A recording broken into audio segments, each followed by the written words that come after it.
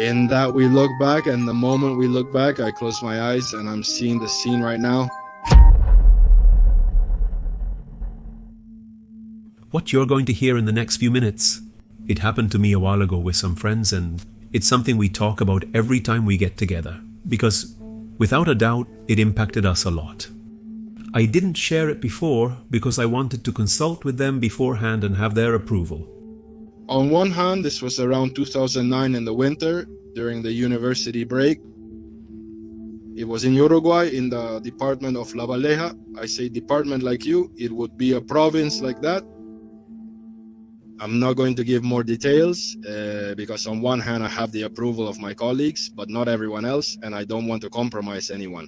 So let's just say it was over there in La Valleja and nothing more than that.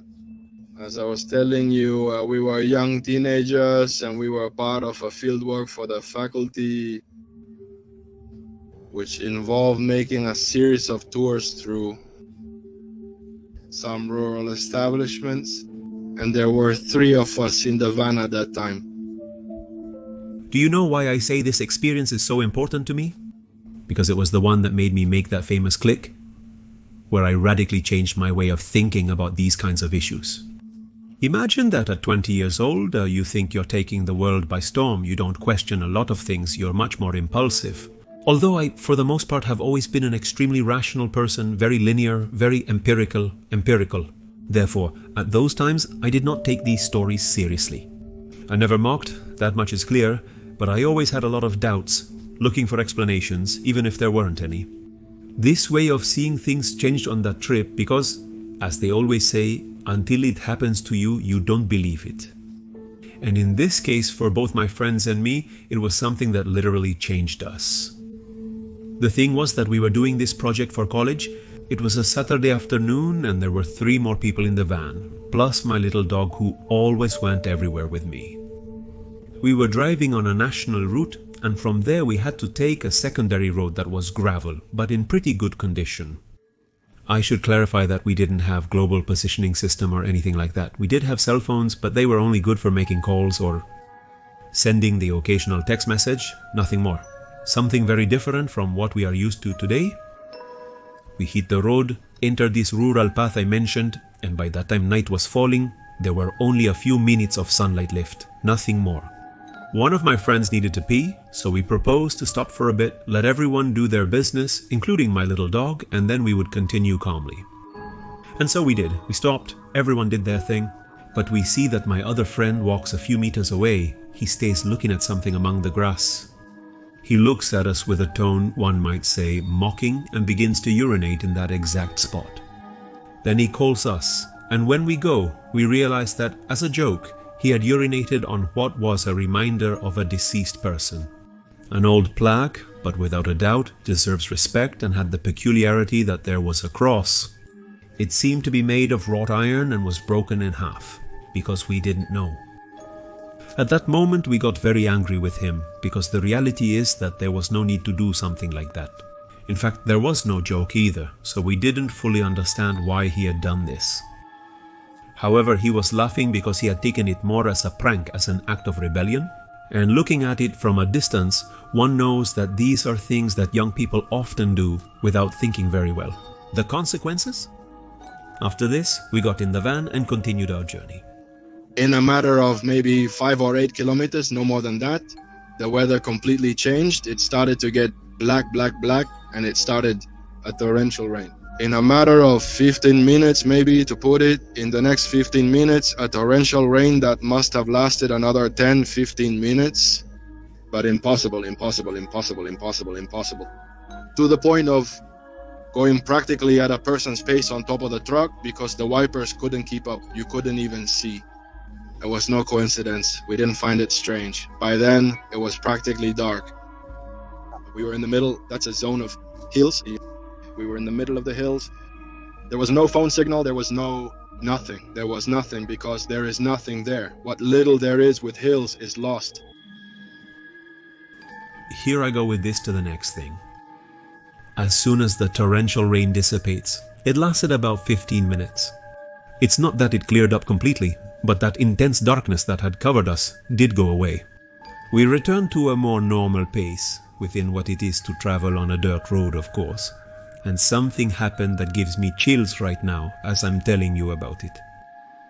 And we started to hear a very particular noise, which at that moment we associated with a church organ, just as you hear it. It's perhaps the closest thing to understanding what we were hearing.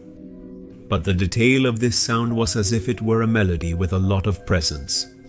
That is, you didn't hear it in the environment as if the sound was coming from a speaker. For example, this sound, this music, we heard it inside our heads. No one spoke when I was driving in that first instance. The van, it was mine. That is, I drove the van every day. I knew its noises. I knew everything about it. Another peculiarity, that van at that time had a radio with one of those detachable fronts that was removed from the front of the radio.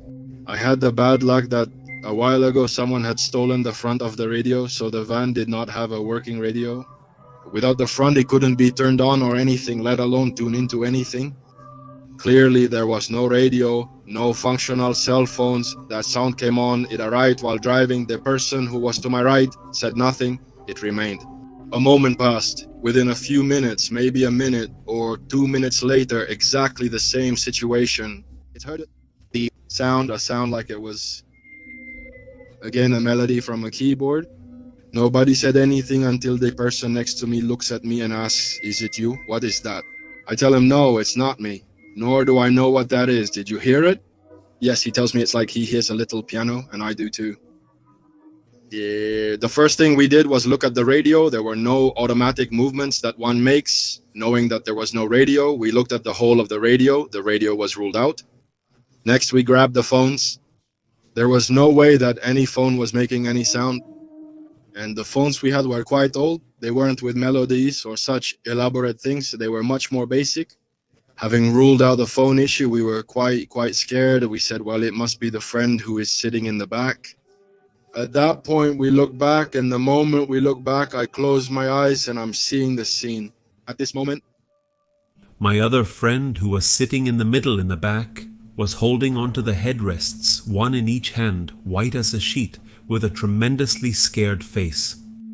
And us asking him over and over again if he was or was not hearing the same thing.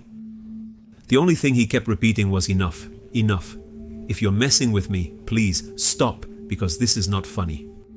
I repeat.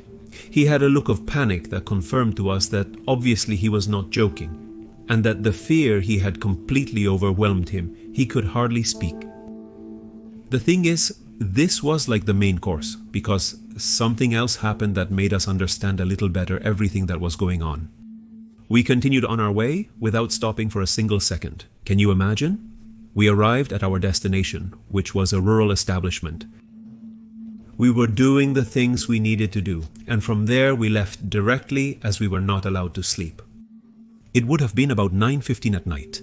We were more or less scared and, logically, with zero desire to go back through the same place where we heard that very strange noise. But luckily, those kilometers back in total darkness were quiet. We didn't hear absolutely anything at all. We arrived at the ranch, ate, and went to sleep. The next day, at breakfast, talking with the owner of this ranch, we told him what had happened to us. And not only did he confirm that what happened was true, because he told us that many other people saw and felt strange things in that place. In fact, he also mentioned to us, without us saying anything, that reminder that is located in that place, that plaque where my friend urinated, and it commemorates a person who, while fulfilling a promise, was hit by a vehicle in a very, very strange situation, dying on the spot.